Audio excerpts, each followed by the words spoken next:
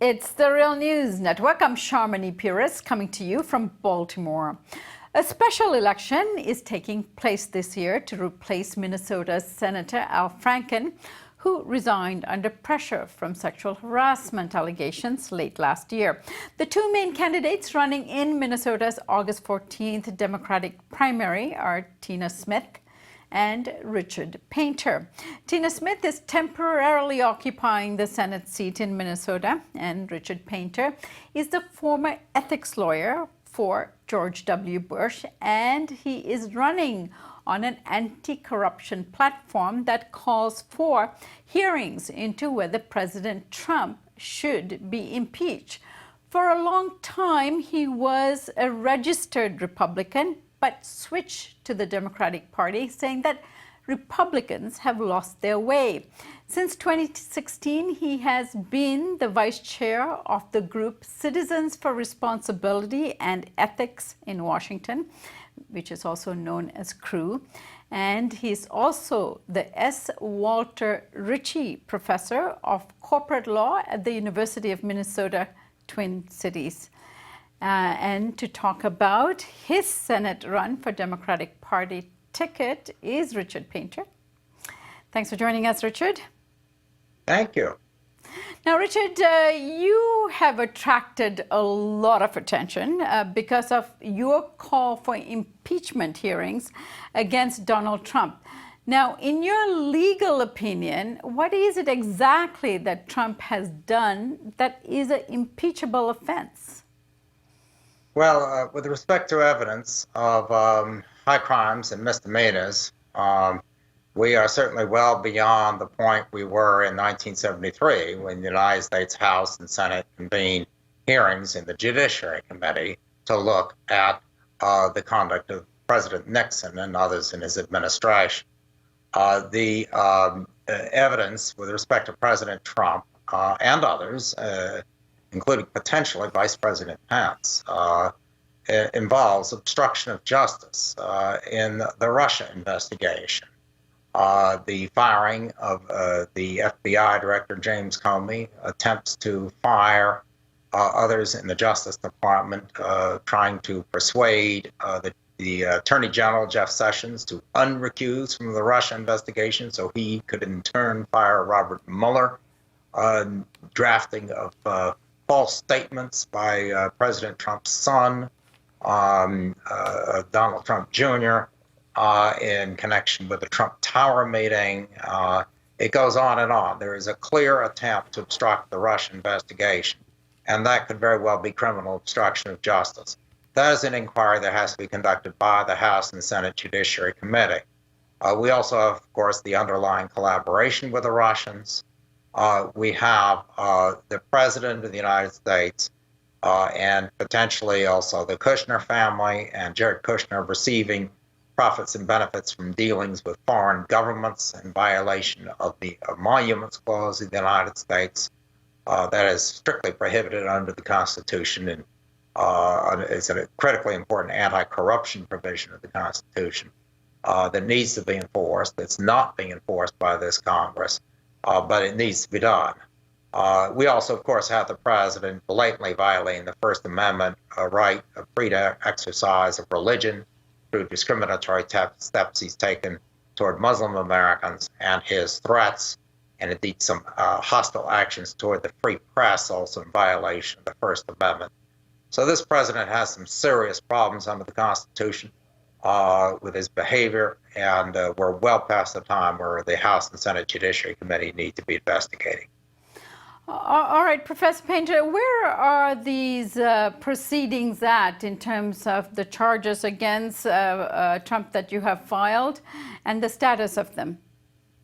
Well, the proceedings that should be happening in the United States House and Senate aren't happening at all because the Republicans that are in control of both houses don't want to do anything about Donald Trump. They're too busy investigating the FBI for spying on Russian spies. I thought that's what the FBI was supposed to do, but they're doing that, and they're going through Hillary's email or whatever else they do.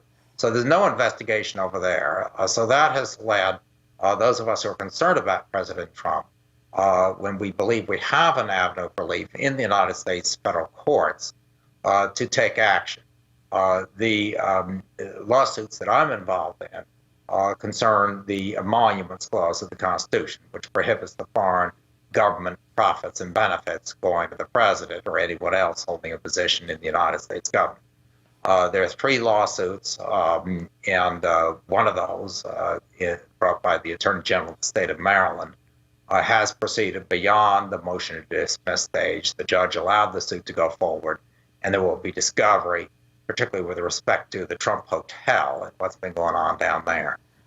There are two other lawsuits, one in the Federal District Court in New York, which was dismissed. We are appealing that one, and another one brought to the District of Columbia by Democrats in the House and Senate, and we have yet to get a ruling on that. But only one of these suits, and that includes the Maryland suit, need to proceed for us to get a ruling from the judge as to what the emoluments clause requires the president to do by way of desisting from his receipt of unconstitutional payments from foreign governments. All right, Professor Painter, now you're a newcomer to the Democratic Party, and some in the Democratic Party are inclined not to proceed down this road of impeaching the president. They say it's because it is a distraction. And then others say that because if they impeach Trump, then the replacement, Vice President Mike Pence, would not be any better. And in fact, his ideological and fundamental beliefs could actually worsen the situation. What is your response to such concerns? Well, first, we have to have the hearings of the House and Senate Judiciary Committee. That's what we did in 1973. I was only 12 years old, but I watched it on television. And through the course of the various investigations into the Nixon administration, it turned out that both the Vice President, Spiro Agnew, and President Nixon were forced to resign. We don't know where we are with respect to Vice President Pence until we have the facts. He has had very different stories at different times about what he knew about Russia. And what he knew about various people inside the White House who had meetings with Russia and Russian officials that were not disclosed. So those questions need to be asked, and then we can figure out where we are once the investigation has taken place. And then the House can decide whether they want to impeach the president, the vice president, or anyone else, and the Senate can decide how to act. But you cannot act without the facts. It's critically important to start investigating, and we've lost 2 years here. Because the Republicans in control of the House and Senate have no appetite for investigation of anything other than Hillary or the FBI or Obama. Now, Professor Painter, again, your political opponent in the Democratic primary, Senator Tina Smith. Now, she says you're actually a Republican in disguise. What are some of your policy positions to counter that? For example, what do you think of single-payer healthcare and issues like global warming and climate change and campaign finance reform and gun control? And if you wish, we can take each of these at a time. Let's start with healthcare. Well, these labels, Republican, Democrat, only mean so much. I've spoken with quite a few Republicans, including former Republican office holders in Minnesota, who might be characterized as more progressive than the current establishment in the Democratic Farmer Labor Party. So let's focus on the issues. I think single-payer health insurance is the appropriate path right now. It really may be the only path we can take if we want to insure every single American at an affordable cost. And it's critically important we do insure every American, and we cannot have the situation continue where we have multiple insurers who are pocketing large profits, paying those out to shareholders and their executives. There's a very, very large amount of money going to middlemen in the insurance companies alone, not to mention the drug companies and the medical device companies that are charging enormous prices in the United States because we don't have a single payer insurer to negotiate with them. You can pay several times more for a drug or medical device here than it costs in Canada or Western Europe. And that's just flat out wrong. The Democratic Farmer Labor Establishment here in Minnesota, I don't see being willing to embrace single payer, and indeed is more really beholden to the medical device companies, including Medtronic, where the CEO of Medtronic had a fundraiser for Senator Smith just 2 weeks ago at his home. At a certain point, we need to distance ourselves from industry and the interests of industry, even Minnesota industries, although I will note that Medtronic is now an Irish company because they don't want to pay taxes in the United States. We need to distance ourselves from industry and those types of interests and focus on what's in the interest of the American people. And is no longer in the interest of the American people that Medtronic can charge more for medical devices here than they do in Canada and Europe. So we need single payer. That's where I come down. And then what about climate change and global warming issues? What is your position and what can be done in light of the fact that Washington has rejected the Paris Climate Agreement? Well, I think it's widely recognized that we have a very serious crisis with climate change and that it's caused by CO2 emissions. I think the appropriate measure would be a carbon tax and other steps to cut drastically back on carbon emissions and then subsidize other forms of energy that do not contribute to CO2 emissions. It's absolutely critical the United States get back into the Paris Accord. So that's an area where we've certainly heard others in the Democratic Party say that's what they want to do, although I've not heard as much mention of the carbon tax because politicians are afraid to talk about taxes these days. But it's a very, very important issue, and we need to focus on it. Here in Minnesota, we also have threats to our waterways from copper and nickel mining proposals from various billionaires overseas who want to come into Minnesota and pollute our waterways while not mining for copper and nickel. I'm categorically against that. The environmental groups are categorically against it. But unfortunately, the Democratic Farmer Labor Party establishment has drunk the Kool-Aid on copper and nickel mining and is wholeheartedly embracing one of the mines and flirting with the other one. And I think that's very, very unfortunate for our future. We have wonderful waterways in the boundary waters and elsewhere in Minnesota that we want to protect for future generations, and that needs to be a priority. The hostility is coming from President Trump and his administration and the people they have in charge, including Scott Pruitt at the Environmental Protection Agency, and he's really utterly worthless over there. He's not doing anything other than dismantle the environmental protection laws. This is a problem that's very difficult to address unilaterally in a single state. We certainly can protect our waterways. The second issue I mentioned, unilaterally, I think we can take on the copper and nickel mining interests, and we will, unless certainly if I have anything to say about it. But climate change needs to be addressed at least on the national level, and really it needs to be addressed internationally. And that means we need to get rid of a president and a vice president, an administration that will not cooperate with other members of the global community in addressing climate change, which is really an enormous threat to the habitability of the planet Earth for future generations. Now, states like Hawaii and also California are at least working towards a mission towards a zero carbon economy. Would you support something like that? I support it. And California, of course, is an enormous state which could lead the way on things like this. But once again, if we don't address it at the national level, we're only going so far. And certainly our state government ought to do everything it can to cut down on CO2 emissions. But pushing this problem down to the state level is not going to work. Indeed, it has to be addressed on a global level by all of the industrialized countries and others as well. And I certainly don't want to see the Trump administration say this is something the states can deal with if they so choose, because it's just not going to work that way. Professor Painter, Washington is unraveling Dodd-Frank and finance regulations that have been put in place in order to avoid the kind of Great Recession we saw in 2008.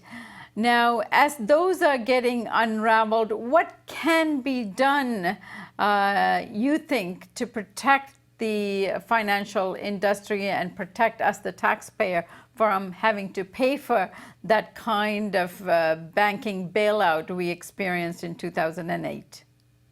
Well, of course, I'm running for the United States Senate, so I'd be focusing on the federal regulation. I do not believe that the federal government should be preempting state law, which provides additional protection to investors against securities fraud. Indeed, 20 years ago in 1998, I testified in front of both houses of Congress, strongly opposed to a measure that preempted state securities fraud laws and the investor protection laws at the state level. So the federal government certainly should not interfere. States should be able to impose additional restrictions on banking activities and financial services activities inside the state. But once again, as we learned in the 1930s, it is not adequate to push financial services regulation just down to the state level. There needs to be a robust system of federal regulation of banking and the securities industry. We established that in the New Deal, and there have been several statutes that strengthen the protection of investors, including the Sarbanes-Oxley Act of 2002 and the Dodd-Frank Act of 2010. But the Trump administration is determined to undo a great deal of this. President Trump has brought into his administration quite a few hedge fund people and bankers from New York, and real estate people, of course, love easy money from bankers.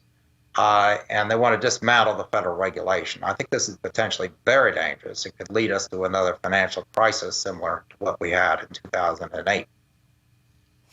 All right, Professor Painter, now you've been a very good advocate of campaign finance reform.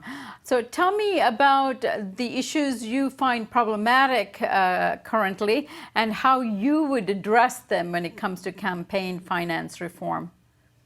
Well, first of all, the United States Supreme Court had no business getting into striking down the McCain-Feingold Act, which is what the court did in Citizens United.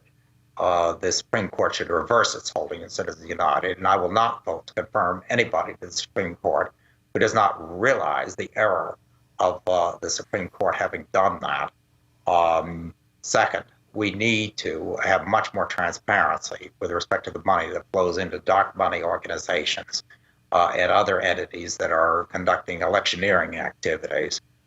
President Obama called for additional transparency in this regard, and he was just simply ignored by, I believe, a democratically controlled Congress at the time because they didn't want to disclose their own contributors, much less the Republicans. And then third, we need to bring in small dollar donors and have tax credits for small dollar donors so politicians and elected officials can be dependent upon small dollar donors rather than on the super PACs and the big money people. Finally, we really need to insist that candidates have debates. And I've asked Senator Smith to debate me, so far no response. But if candidates have debates and we were to take those and put them up on YouTube or somewhere else on the internet, people would watch the debates. That would be a very constructive use of social media, of the internet, to promote democracy. Instead, we have candidates who refuse to debate, and then social media is dominated by various bots and other Russian stooges who go on Facebook and pretend they're somebody they're not, and people vote based on false rumors and false statements about the other candidate's position. It goes on and on. Voters need to decide whether they are going to insist upon debates and accurate information from the candidates, or whether they're going to continue to listen to the trash that's put up on the social media or the 60-second sound bites, 30-second sound bites that are purchased by super PACs and dark money organizations on TV. None of that really is very much information that voters should care about or really would find informative. But unfortunately, too many decisions at the polls are based on these types of fraudulent electioneering communications. All right, Professor Painter, give us a sense of your position on gun control. We need some reasonable regulations, and I'm not against guns any more than I'm against automobiles. But we have some rules with respect to automobiles. You have to have a license, and there's a registration system, and the authorities know what automobiles you have in your garage. And somehow we've become obsessed with this idea that you ought to be able to own a gun and have the police not even know about it. and give it to anybody you please without any kind of a background check, which is what goes on when guns are sold at gun fairs and through the mails. This is just absurd. We can have guns and people have private ownership of guns, but a licensing registration system or other regulations, including background checks, that make sure that the people who have guns are the people who can safely operate the guns and keep them away from individuals who are dangerous. All right, Professor Painter, finally. Now, your primary opponent, Tina Smith, enjoys the support of the Democratic Senatorial Campaign Committee. Now, this presumably gives her a significant advantage in this race. How do you differentiate yourself from your major opponent there? Well, first of all, the senatorial committees are collecting enormous amounts of cash from PACs, and they operate their super PACs. I'm categorically against all that. I refuse to take any money from PACs, and I don't want to have anything to do with super PACs. I don't want super PACs supporting me. That's what corrupts our campaign finance system. Now, the Democrats say they need to have this money to go up against Republicans, but then they blow their cover, and they show how completely absurd this is. When in primaries, the senatorial committee is using PAC money, super PAC money, against other people competing in Democratic primaries. It's just absurd. And this is why our system is so messed up. We need to stand up for campaign finance reform. Second, I am different than Senator Smith in my stance on health care. I've made it very clear I'm for a single-payer system. I am not going to kowtow to the medical device companies. Both of our senators have urged Congress to repeal the tax on medical devices that's in the Affordable Care Act. And I just don't buy into that. That tax is there for a reason. And the tax is there because they can charge a lot more for those medical devices in the United States than they charge in Europe and in Canada. And I don't care if Medtronic has its headquarters here in Minnesota, even though, as I say, once again, they're incorporated in Ireland because they don't want to pay taxes. I feel very strongly we need single-payer health insurance and no more kowtowing to drug companies, insurance companies, and medical device companies. I've had it with that. And then on the protection of the environment, I've made it very clear. I do not want copper and nickel mining going on in Minnesota near our waterways. It's extremely dangerous. These are mines owned by billionaires from Europe or from South America who really couldn't give a rat's behind about the environment here in Minnesota, and neither one of them should be allowed to open. And unfortunately, Congress has a role because one of these mines wants to operate on federal land and wants to work some sort of swap of its land for federal land so we can get the federal land and operate there without obeying the environmental laws. And to that I say categorically, no way. And unfortunately, Senator Smith, along with the rest of the establishment of the Democratic Farmer Labor Party, has embraced this mining proposal for whatever reason. It's a terrible idea. So there are differences of opinion, and we agree on other things. But we should have a debate and discuss these issues in a debate, put it up on the internet for everyone to watch, and they should certainly get all that super PAC money and PAC money out of this primary. And I don't want to see it in the general election. It's what's ruining our country.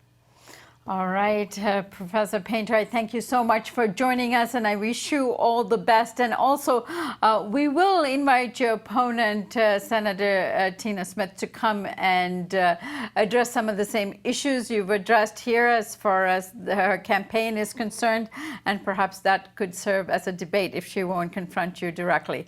I thank you so much for joining us. Thank you. And thank you for joining us here on the Real News Network.